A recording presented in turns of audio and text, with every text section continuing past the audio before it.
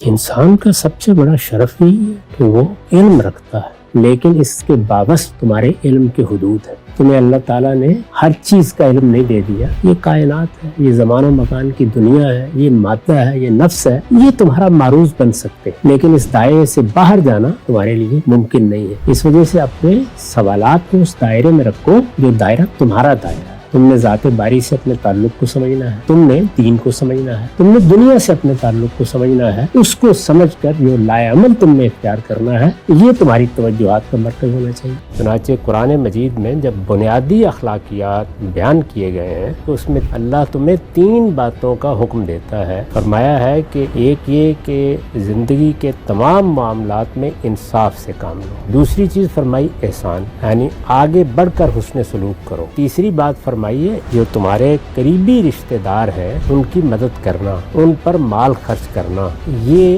بنیادی اخلاقیات میں شامل ہے۔ سورہ بقرہ میں فرمایا گیا ہے کہ ہم نے انسان کو بنیادی ہدایت دے کر پیدا کیا۔ میں نے یہاں تمہیں پہلے مرحلے میں یہ دیکھنے کے لیے بھیجا ہے کہ میرے اس آخری فیصلے میں سرفرازی پانے کے لیے کون منتخب ہوتا ہے۔ دنیا کی زندگی پر تمہاری زندگی ختم نہیں ہو رہی، اس کے بعد تمہیں اللہ کے سامنے جواب دہ ہونا ہے، اور وہاں اگر تیاری کر کے نہیں پہنچو گے تو مواخذے میں آ جاؤ گے۔